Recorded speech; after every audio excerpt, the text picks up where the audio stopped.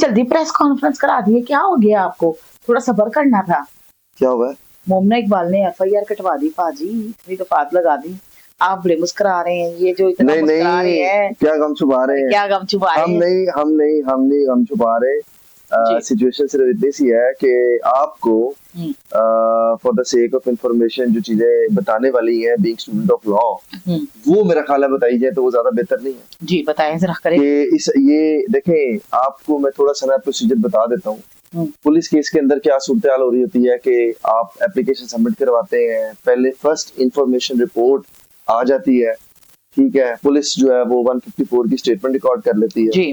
ठीक है। और उसके बाद क्या होता है कि वो मैटर जो है वो एफआईआर लॉन्च होने के बाद इन्वेस्टिगेशन डिपार्टमेंट को दे दी जाती है, और वो इन्वेस्टिगेशन डिपार्टमेंट उससे आगे प्रोसीडिंग स्टार्ट करता है। प्रोसीजर कोई बहुत जल्दी नहीं हो गया? अच्छा, अब इसको रिवर्स ले लें थोड़ा सा, मैं आपको फिर जी सॉरी, मैं थोड़ा सा आपको पहले लीगल प्रोसीजर का बता देता हूँ कि एफआईए के अंदर क्या होता है कि पहले आप एक इन राइटिंग कंप्लेंट सबमिट करवाते हैं along with all your evidences। Okay.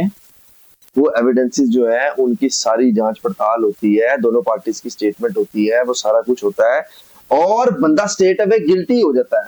फिर एफआईआर लॉन्च होती है।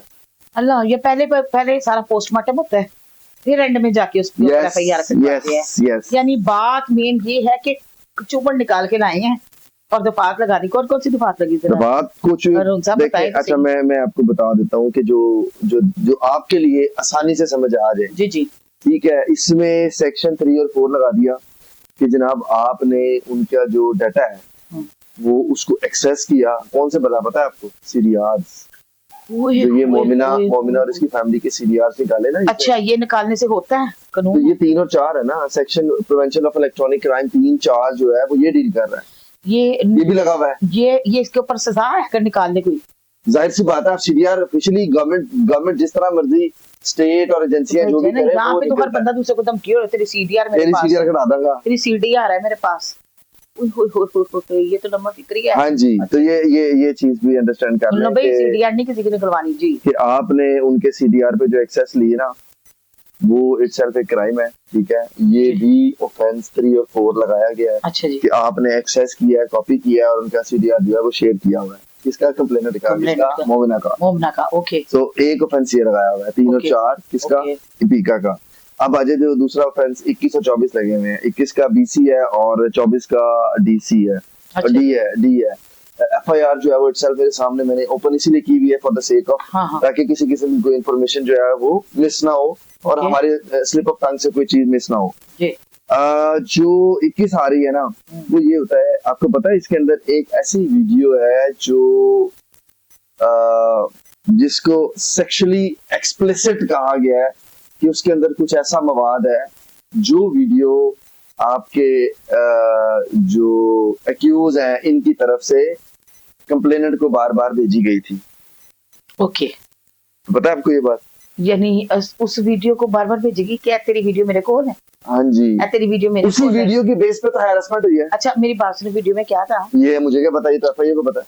हाँ, ये बात तो है। ये आप यहाँ देखिए, दो चीजें होती हैं। एक, जिस तरह हम नॉर्मली टिकटॉक पे देखते हैं ना, जी जी, वो टिकटॉक पे क्या हो रहा होता है कि वहां पे वो थोड़े से आपस में जॉइंट वेंचर करते हैं। जॉइंट वेंचर करते करते वो एक दूसरे का केक भी काट लेते हैं और सारा कुछ हो रहा होता है। फिर वो रिकॉर्डिंग्स भी कर लेते हैं। यहाँ पे आप एक चीज अंडरस्टैंड कर रहे हैं कि यहाँ पे जो दो कैरेक्टर है ना, ये कोई स्ट्रीट क्रिमिनल्स नहीं है। अंडरस्टैंड कर रहे हैं? ये कोई टिकटॉकर्स नहीं है। मैंने नॉट इन नेगेटिव सेंस कह रहा हूँ, मतलब कोई दो फ्रेंड्स नहीं है। आप अंडरस्टैंड कर लें, दो ऐसे लोग नहीं है जो सोशली इजीली अवेलेबल है। ये वो लोग नहीं है। ये एक हाई स्टेक के, हाई रेपुटेशन के और एक फेम रखने वाले, वो टिकटॉक वाली फेम नहीं कह रहा मैं, वर्ल्ड वाइड इंटरनेशनली और हर तरह से। नहीं मतलब क्या आप टिकटॉक वाली फेम क्यों नहीं कह रहे? वो नहीं, वो बात सुनिए, वो और चीज होती है, वो और चीज है। देखिए, डिजिटल मीडिया में कैटेगरी, हाँ ये तो बात है। एक मेरी बात सुने, एक एंकर टीवी पे बैठ के नेशनल चैनल या इंटरनेशनल चैनल पे रिपोर्टिंग करता है, वो भी एक, वो चाहे उसका एक समझ रहे हैं। सो टिकटॉक वाली जो फेम है वो डिफरेंट कैटेगरी है, उसको आप मिक्स ना करें इसके साथ। बताने का मकसद क्या था, एक अदर वीडियो ऐसी है जो एक या दो या तीन है, ये वो जानते हैं, वो जाते हैं, वो इन्होंने सबमिट करवाई थी वहां पे, मोमिना ने एफआईए के अंदर सबमिट करवाई थी, लेकिन ये चद्दर साहब ने फोन जो है वो आपको पता है 13 दिन बाद अपना सबमिट करवाया था एफआईए में। अच्छा, फिर भी निकल आया। और उनके पास क्योंकि वीडियोस आई नहीं है, मौजूद थी, वो सारा कुछ जो है वो एज इट इज था। अच्छा खैर वो उन्होंने जो सेक्शन 24 लगाया ना, 21 लगाया, वो ये लगाया कि जो ये वाले थे ना, इनकी जो एक सेक्सुअली एक्सप्लिसिट किस्म की जो वीडियो है, अब वो वीडियो की डिटेल तो हमें नहीं ना पता थी, हम इस पे बात नहीं कर रहे, वो क्या थी, वो उसकी बेस के ऊपर ही हरास किया जा रहा था कि ए मेरे को है तेरा, इसकी बेस पे थ्रेट दिए जा रहे थे सारा कुछ। और एक सेक्शन और इसमें जो आगे आता है वही वीडियोस को डिस्ट्रीब्यूट करना, पता है वो इसकी बहन को भी भेजते रहे। अच्छा, वो जो वकील है उसको, हाँ, आयशा को। ये तो इसको पता नहीं वकील कितने खतरनाक उसको छोड़े, लेकिन अच्छा मैं अभी हम सिर्फ एफआईआर के कंटेंट्स पे डिस्कस करते हैं। Okay, done. ये हो गया जो प्रिवेंशन ऑफ इलेक्ट्रॉनिक क्राइम के सेक्शंस लगे 3, 4, 21 और 24। 21 में आ गया कि जी वो फलां सर्टेन सेक्सुअली एक्सप्लिसिट वीडियो थी जिसको इन्होंने शेयर भी किया और उसी को थ्रेट किया, उसको भेज के, और उसकी सिस्टर को भी और जिसको भी भेजी, तो वो चीजें उसके अंदर आ जाती हैं, ठीक है। और कुछ वीडियोस ऐसी बनाई उसकी विदाउट कंसेंट जो एक्सेप्टेबल है या नहीं है, वो तो फिर सारी एफआईआर। देखिए सबसे इंपॉर्टेंट चीज जो थी ना वो ये थी कि अगर आप एफआईआर के कंटेंट्स को पढ़े ना तो आपको बड़ी चीजें क्लियर हो जाती हैं। मैंने एफआईआर पढ़ के आपको मैं सारी चीजें बता रहा हूँ कि आप एक कॉमन आदमी की अंडरस्टैंडिंग के लिए जितनी चीजें रिक्वायर्ड है ना वो मैंने आपको बता रहा हूँ। अब आ जाए कि इसके साथ साथ एफआईए ने तो कर लिया बाकी जितने लोगों के रोल्स है ना, कैसे डिवाइड हुआ, क्या हुआ, वो इन्वेस्टिगेशन में डिसाइड होना है। ये एफआईआर में बात लिखी हुई है 117/2026 एनसीसीआई की जो एफआईआर है, इसके अंदर ये बात मेंशन लिखी हुई है। अच्छा, इसके साथ इनके पाकिस्तान का जो पीनल कोड है ताज़िरात पाकिस्तान, इसका 506 भी लगाया गया है, धमकियां दी गई हैं, 201 लगाया है, 34 कॉमन इंटेंशन भी लगा दिया, 109 एड टू क्राइम वो भी दिया कि इसके अंदर जो लोग इन्वॉल्व थे उन सबको भी बीच में इन्वॉल्व किया गया। सो ये सारी इसमें पर्पस क्या था, एक्सटेंडिंग लाइफ थ्रेट दिए गए हैं और कुछ डिजिटल जो एविडेंसेस है उनको डिस्ट्रॉय भी किया गया है। और एक्टिंग इन कॉमन इंटरेस्ट किसने किया, आपको पता है ये सुमेरा सिद्दीकी एक कैरेक्टर है, वो कौन है पता है?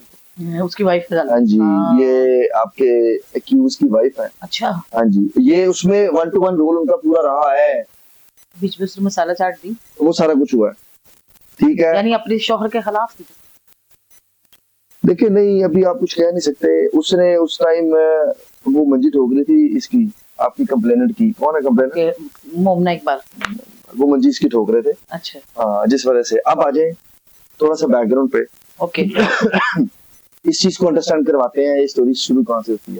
जी बताएं। दो लोग आपस में एक वेल फेमस पर्सनालिटीज हैं। आपने और मैंने, हमने पीछे निशा शाफी और अली जफर का केस पूरा विटनेस किया। जी किया। आपको भी अंदाजा हुआ कि उनके दरमियान जिस तरह की हैरेसमेंट थी या उनके दरमियान जिस तरह की भी डिस्टर्बेंस थी, वो नहीं थी कि सड़क पे चलते हुए किसी को छेड़ दिया या कुछ कर दिया। वो आपने भी देखा हर चीज, ऐसा नहीं था जी।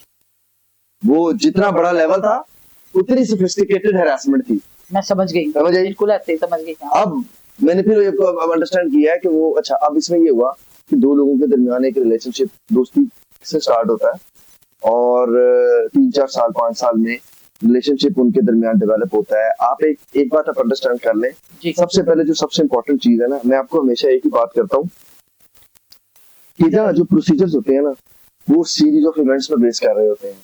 इनके दरमियान जो चीजें चली होंगी वो एक दिन में नहीं हुई होंगी, दोस्ती एक दिन में नहीं हुई, उसके बाद इनका मिलना मिलाना, अब्रॉड टूर करना और इनके आपस में जो भी गेम्स, ठीक है, या जो भी गिव एंड टेक चल रहा था उसके पीछे क्या बैकग्राउंड है वो सीरीज ऑफ इवेंट्स पे बेस कर रहा है।